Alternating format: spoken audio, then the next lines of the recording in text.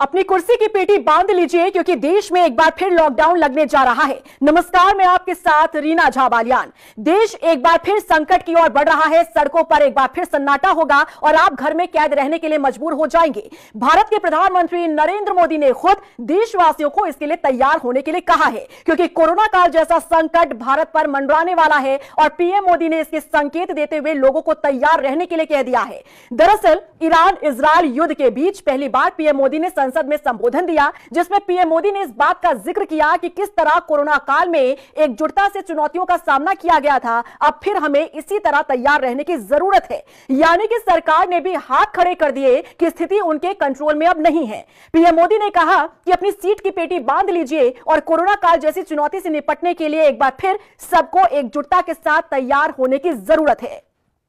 यानी कि देश एक बार फिर लॉकडाउन की तरफ बढ़ रहा है। फिर से वही समय लौट कर आ रहा है जब कोरोना काल में प्रवासियों में अफरा तफरी मची थी। अपने राज्य जाने के लिए लोग परेशान होते नजर आए। राशन का भंडारण लोगों ने शुरू कर दिया और कई लोगों को बेरोजगार होना पड़ा था। अब हैरानी की बात यह है कि जो मोदी सरकार अब तक बार बार यह कहती रही कि चिंता करने की कोई बात नहीं है, देश में किसी तरह का कोई संकट नहीं है, न गैस की किल्लत है, न तेल की कमी है, अब वही सरकार संसद में खड़ी होकर लोगों को सीट की पेटी बांधकर तैयार रहने के लिए कहे तो आप समझ सकते हैं कि स्थिति सरकार के हाथ से भी निकलती जा रही है।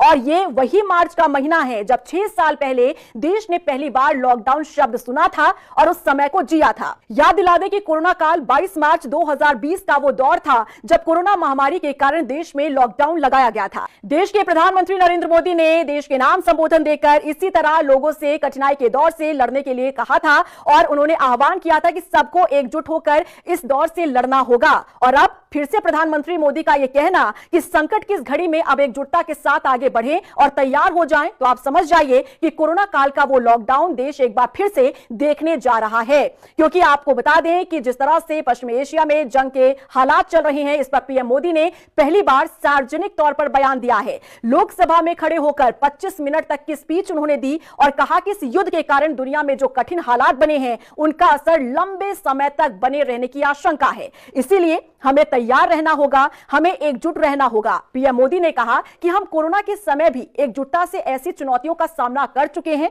अब हमें फिर से उसी तरह तैयार रहने की जरूरत है। धैर्य के साथ, संयम के साथ, शांत मन से हमें हर चुनौती का मुकाबला करना है। यही हमारी पहचान है, यही हमारी ताकत है। कोरोना के समय भी एकजुटता से ऐसी चुनौतियों का सामना कर चुके हैं। अब हमें फिर से उसी तरह तैयार रहने की आवश्यकता है। धीरज के साथ, संयम के साथ, शांत मन से हमें हर चुनौती का मुकाबला करना है और यही हमारी पहचान है, यही हमारी ताकत है। और हां, हमें बहुत सावधान और सतर्क भी रहना है। हालात का फायदा उठाने वाले झूठ फैलाने का प्रयास करेंगे, ऐसे लोगों की कोशिशों को सफल नहीं होने देना है।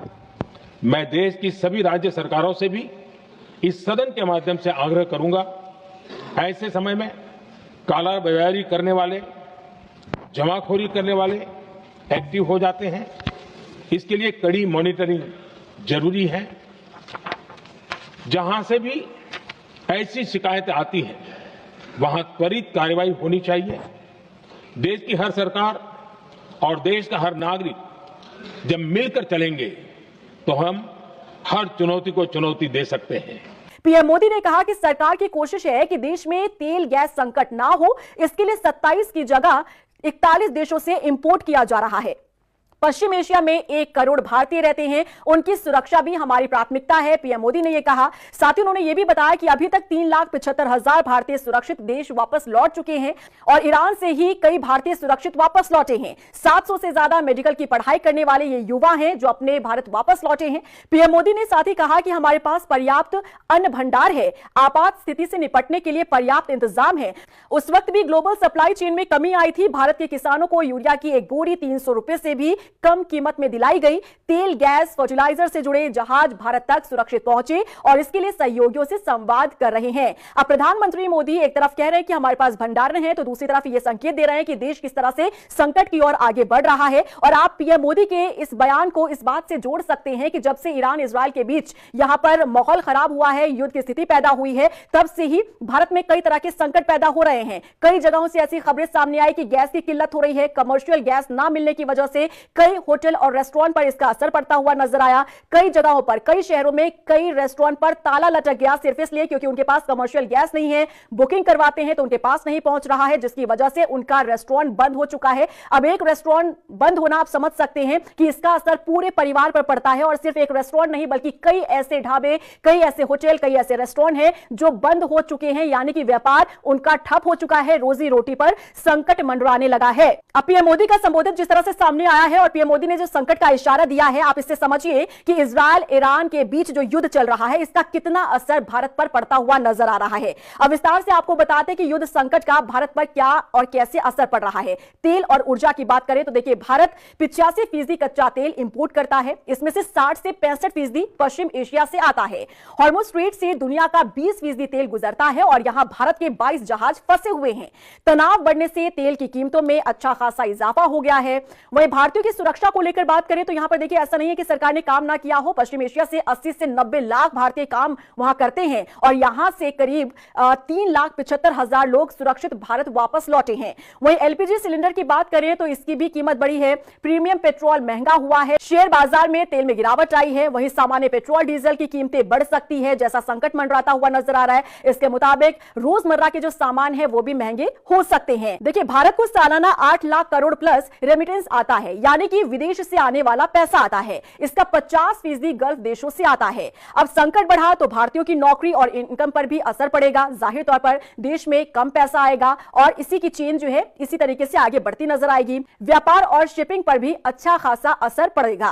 तो आप समझ सकते हैं, प्रधानमंत्री नरेंद्र मोदी संसद के भीतर खड़े होकर पहली बार उन्होंने युद्ध के बीच इस तरीके से बयान दिया है और ऐसा बयान दे दिया है जिससे अब हर एक भारतवासी जो है वो चिंतित नजर आ रहा है, क्योंकि पीएम मोदी का ये बयान याद दिला रहा है वो कोरोना काल, जब कोरोना काल में लॉकडाउन लगाने से पहले देश के नाम संबोधन दिया था पीएम मोदी ने। उन्होंने ये कहा था कि ये संकट की घड़ी है और इस संकट की घड़ी में सबको मिलकर लड़ना होगा और निश्चित ही इस लड़ाई से हम लोग पार पा जाएंगे। और उसके बाद 22 मार्च 2020 की वो तारीख थी जिस दिन से लॉकडाउन शुरू हो गया था। लोग अपने घर में कैद हो गए थे। जो प्रवासी लोग थे वो अपने राज्य जाने के लिए परेशान हो रहे थे।